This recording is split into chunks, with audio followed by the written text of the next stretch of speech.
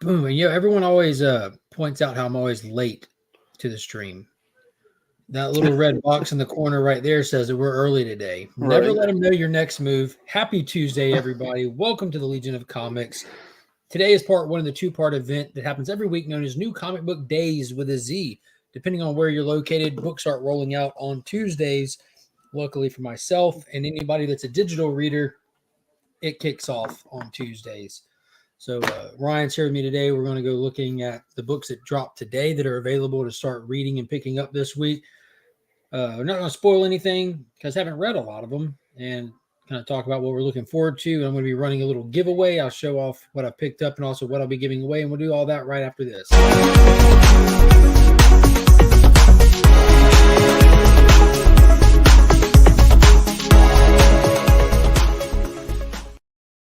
I do want to go ahead and point out and say thank you to Big Time Collectibles for sponsoring the channel. They do the monthly Legion Loot sponsorship, and tomorrow they're going to be their newest mystery box will be going live. It's Amiko's Tuyon Volume 2 mystery box.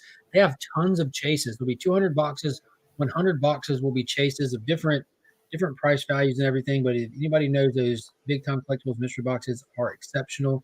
And if you need anything cleaned or pressed, Justin's your guy. Link is in the description to all my videos. Promo code We Are Legion will get you buy two get one off with them.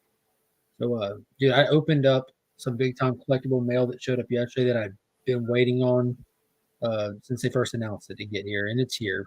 So that video posts tomorrow. It's available for channel members now, and it's super, super awesome. Even better in hand. Nice. TM. So I'm going to go through my stack as we go. If you hit on the books, because I get most, like I get the majority of what drops on Tuesdays. There's plenty that I leave behind, but it's still I get the majority of it. But first off, I'm definitely excited for issue 9 of Batman Superman World's Finest from Mark Waid and Dan Mora. We've got the Clown Prince of Crime showing up on a, looks like from the cover, he's on a mission to reduce the number of sidekicks, which is he's notoriously known for. He's even got the crowbar right there, which that's kind of a cheap joke right there. Did somebody say sidekick? And he's got a crowbar. That's very bad taste. I love it. So this one's dealing with the Boy Thunder that showed up from an alternate Earth whose Earth was destroyed. We know that he's been kind of dropped off with the Teen Titans to see if they can't find some kind of a structure and routine and understanding of his existence with these powers in this world. And they gave us that cool little tease at the last issue that he might be the one single-handedly responsible for the destruction of his world. So I'm definitely excited to get into this and see what extra little pieces of the story we get for this character. Yeah, this whole series, I mean, has just been like so well plotted. And so, yeah, I'm excited to see where this one goes because everything with this like Boy Thunder thing has just like been a great little twist here and there.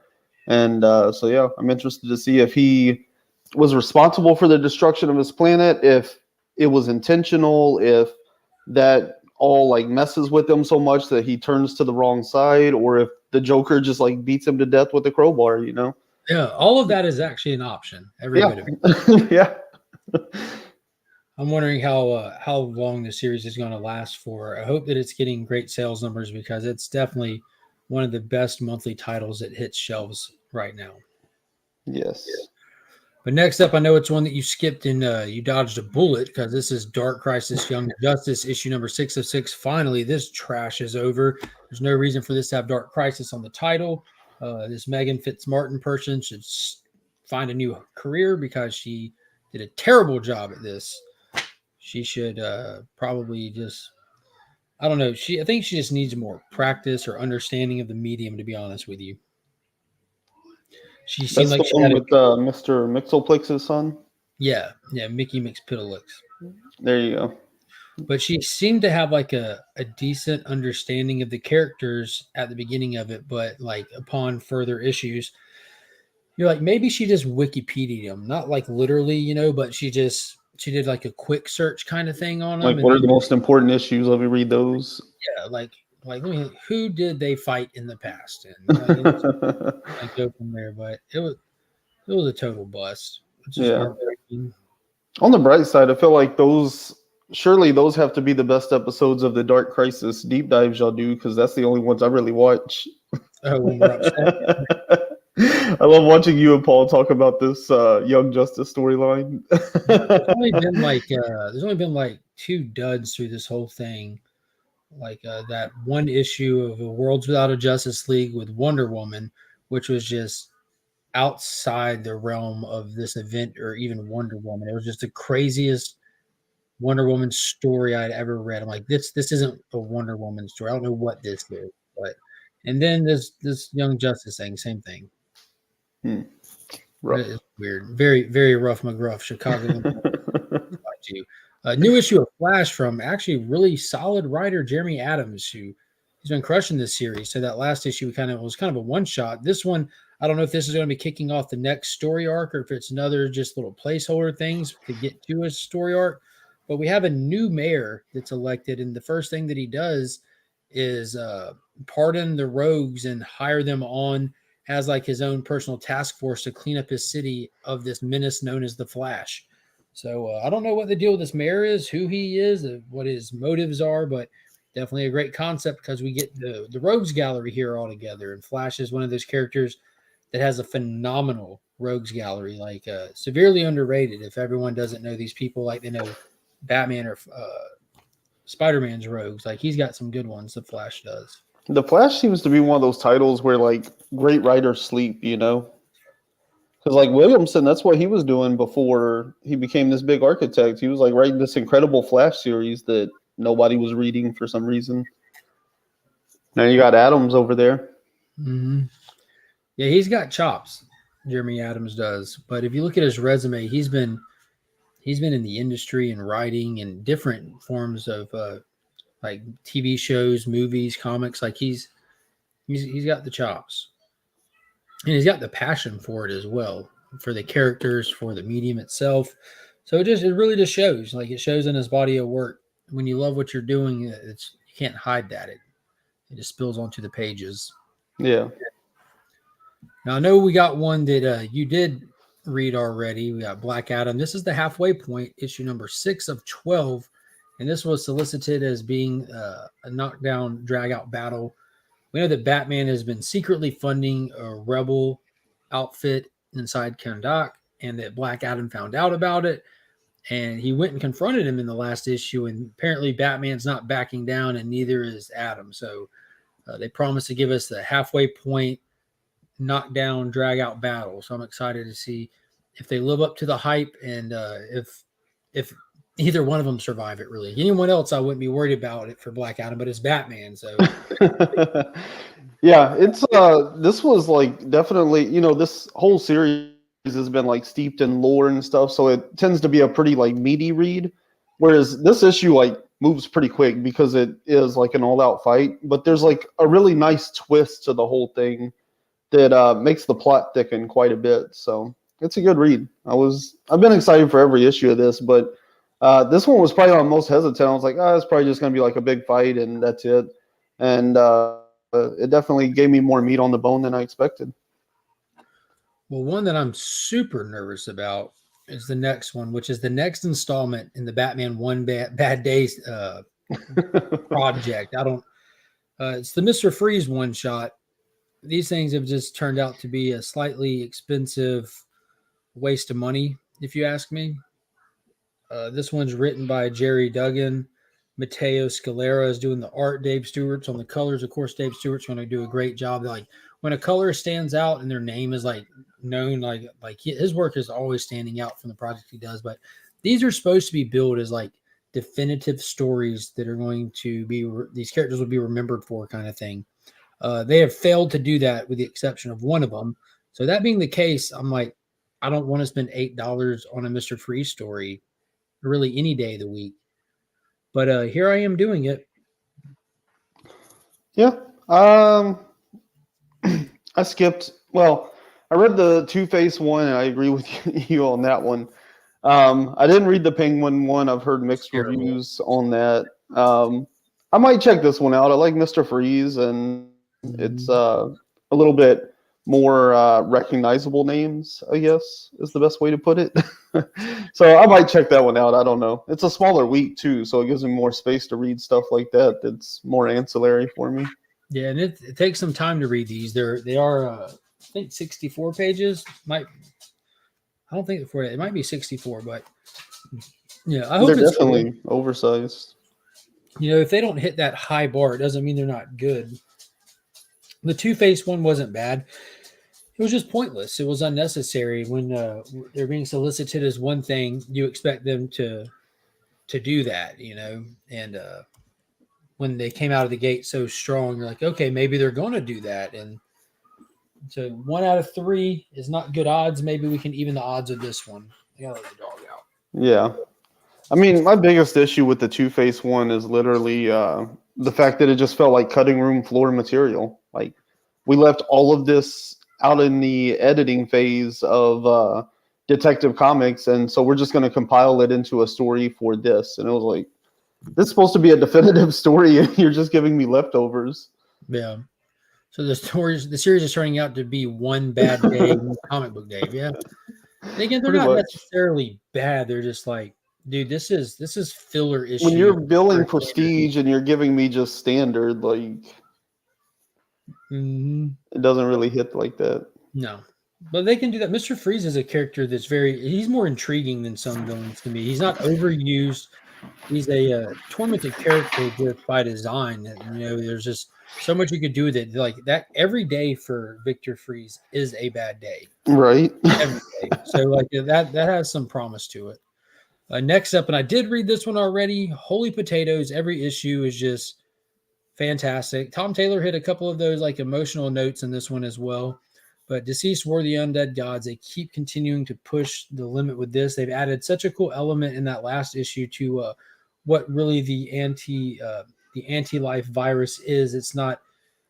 It's more than what we've been shown. There's a whole other element to it, adding like some mythos and lore and context to a bigger problem at hand than just simply having a cure for this virus. We're good. We just have to figure out how to give it to people.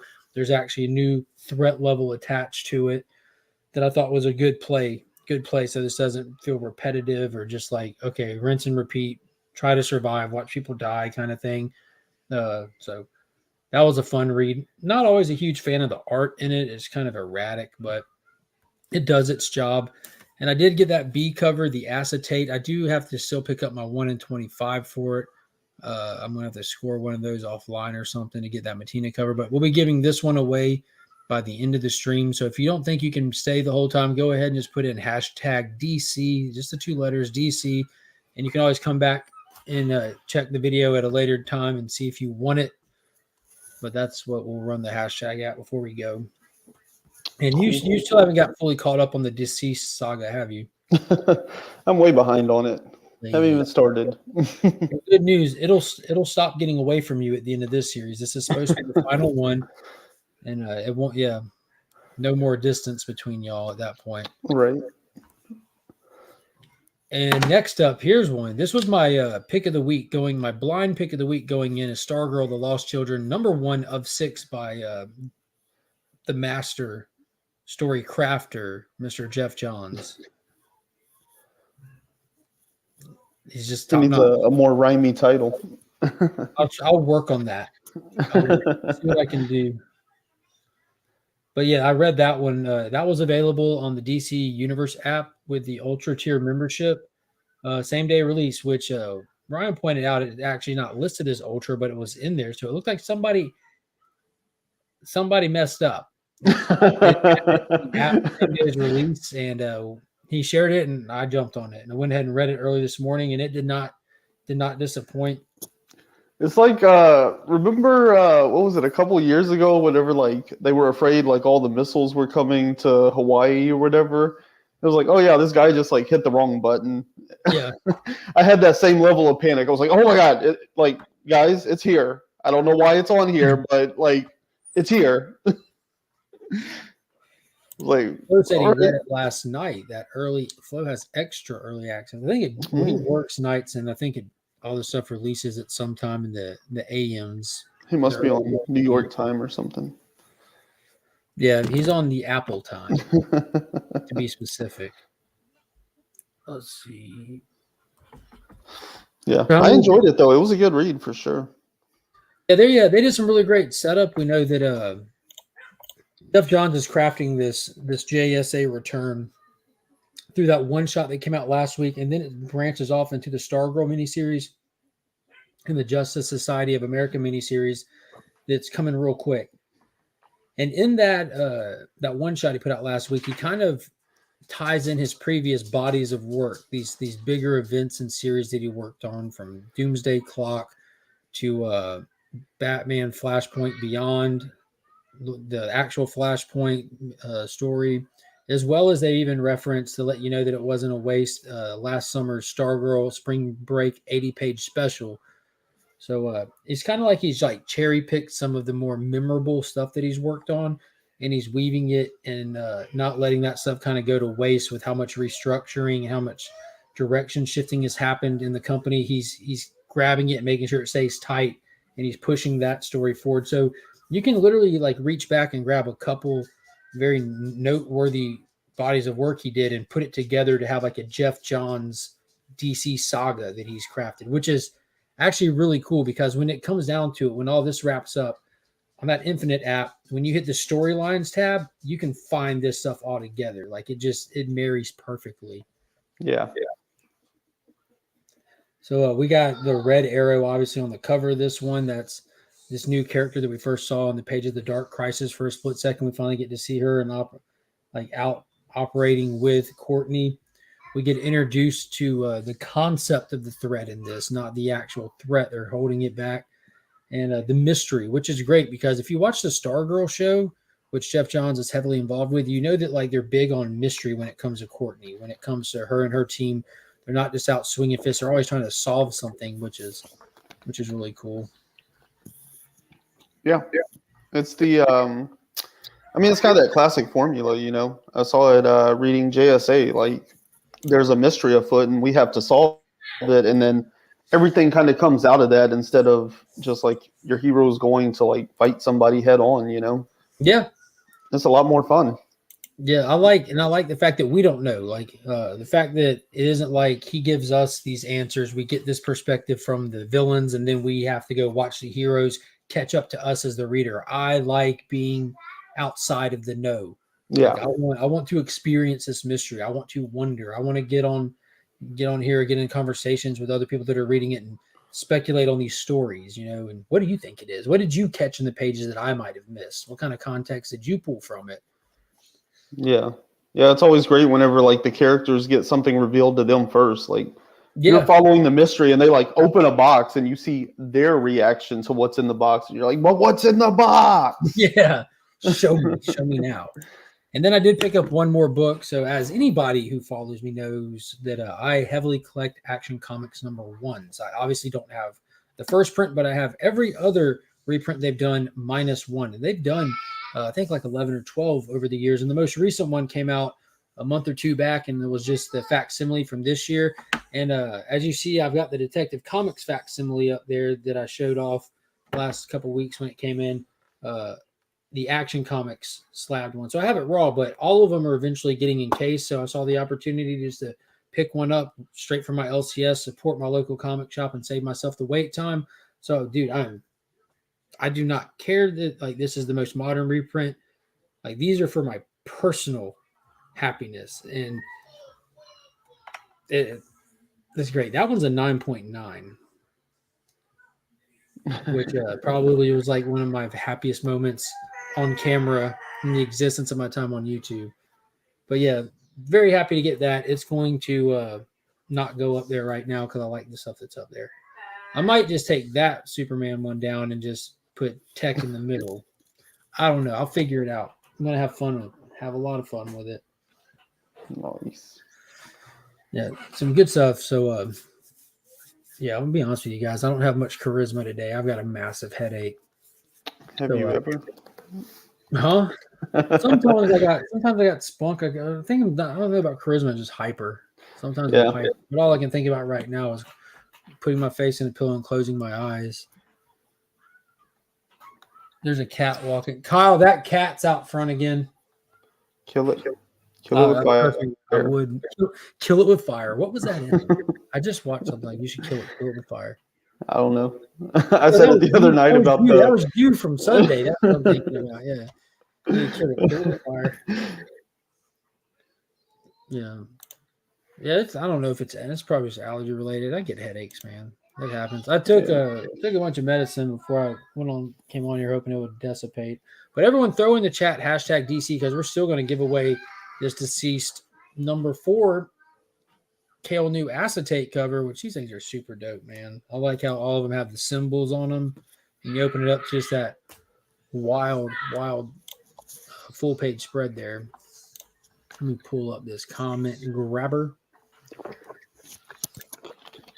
What are some of the other ones you're looking forward to reading? Oh, you read Nightwing. I started Nightwing, and I'll just preface this with not my cup of tea. I've really enjoyed this series so far, and then in this one, they brought in like a 5th dimensional imp, and they're like doing all this like kid stuff, and like that's not my ball game. So I'm sure other people are still going to enjoy it. I'm sure John's Comics with Kids is going to find it to be amazing. I'm not even going to finish this issue. Can't do it. Yeah. It also has guest artist Daniele De Nucolo, famous for Power Rangers. He did an issue of Superman, Son of Kal-El. He did the Teenage Mutant Ninja Turtles, Power Rangers crossover. And he's just notorious for really bad camera angles that only work a handful of times. So I'm sure that issue is going to fall apart toward the end. So y'all enjoy. It's a filler issue. Yeah.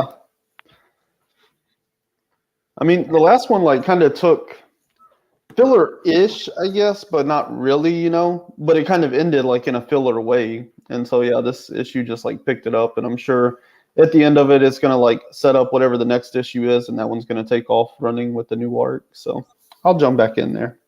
Yeah. Don't be missing anything. It's a slow burn series, like the entirety of the series. Slow burn series. So I know I've been sitting out for the past, I think, 4 or 5 issues, and I still haven't missed anything. You missed the death of Blockbuster. Yeah. And he'll get better. I guess they are no longer on a break. Who? Babs and Dick. Oh, were they getting married? Well, in this issue, the imp like tries to get them to get married, and they're like, "Whoa, we're not there yet. Like, slow your roll." And he like kind of calls out like the whole like Starfire, Barbara Gordon situation, you know. So that was cool, but Yeah. I did also get to pick up my books, my Marvel and Indies from last week today. I wasn't able to get them last week, but I got some good stuff to look forward to on that front. Didn't get to talk about them this past Sunday because I didn't have them or get to read them yet. But the next issue of Love Everlasting came out, and we forgot about that. You're so far ahead doing the Substack, but Starhenge is in hand. The infamous Ghost Rider second story arc. Jesus Christ. I'm just ready to hear you talk about it. That's it. Oh, there's one more book from this week as well. I didn't even get it. I didn't even realize that I had on here. But Batman. This is the final Worlds Without a Justice League. I'm kind of excited about this one because it has a Zatanna backup story, as well as like we've this is wrapped up. Like this whole side pocket dimensions that they were stuck in, they're back in the main story proper. But I'm so interested to see what Batman's time there looked like because he was the only one out of all of them that we saw it in the main title. They actually went to go get him. And they, so yeah, that was really dope. This whole clockwork looking city and everything. This, like in his mind, there's so much order to his city and chaos that it's all like cogs and clockwork. I'm like, that's a cool concept. Very on brand for what's happening here. But let's spin this thing and see who's going to win the Deceased issue 4 acetate cover. And it is Brian LCS. Huge congrats, Brian. Just DM me your address in case I don't have it. And in case I do have it, I don't have to go looking for it. I appreciate you, my friend. And I'll get that sent out to you. And we're going to keep it short today, everybody. Again, I'm sorry. Sorry. Yeah, the Martian Manhunter one was fire. Sorry about I'm that. saving up for the first appearance, Mr. Mixpidolix. Was that what was his first appearance in? Was it an action, Superman, adventure? I can almost picture it being an issue of Adventure Comics. I don't know off the top of my head. But yeah, I appreciate everybody watching. Be sure to hit that thumbs up. Consider subscribing to the channel if you haven't. And if you're not a channel member by now, what are you doing with your life? I will show this off real quick. So here's these are just the books that I have added to the channel member giveaway for this month. So we got an Action Comics 1 reprint. This is all one massive giveaway that I'm doing. Let's see if I can find this thing. Is it this one? Action Comics 1, Superman 1 reprint. These are the ones that just came out this year. We got the George Perez Action Comics issue homaging it. First appearance of Doomsday. The Return of Superman polybag still sealed. McGinnis chrome foil cover just to hit on all the little high notes. And McGinnis is like one of those definitive artists for Superman for me. The World's Finest issue number 1, Miko Suyon Virgin variant foil. That was a convention exclusive from Big Time Collectibles. The original Jim Lee cover that it's homaging. Death of Superman trade paperback. That John Jang variant for Superman Son of Kal-El 17. As well as donated by Mr. DJ links to the box. That Superman 75 Big Time Collectibles New York Comic-Con exclusive foil goodness. Remy Q Studios. That one is pretty fire. It is. It's super fire. Insane. Mr. Remy Q Studios has a Superman number 1 B cover and a 9.8 slab coming this way to go in here, as well as the original Death of Superman number 75. This is what was in the poly bag in a CGC 9.8. All of that is going into the channel members giveaway this month, plus the books I'll pull from the stack of Big Time Collectible sponsor books, plus the books that the art pieces that Legal Burning has for the box that'll go in there. So this is a huge one. So we're doing it big for the channel members this month because I'm a Superman fan and I wanted to do that. So I've been planning this for a long time. So yeah, appreciate everybody. That's my way of telling the channel members thank you. And stuff like today is the way today and every other giveaway I do is how I say thank you to everyone else. But the channel members get that shot at that big boy one because their money literally pays for it. I'm not keeping that. Ryan, thanks for hopping on. I'm gonna hop out of here. My mom just got here. I want to go say hey to her before she leaves. Cool. Hope everyone has a good day. And until next time, as always, we are Legion.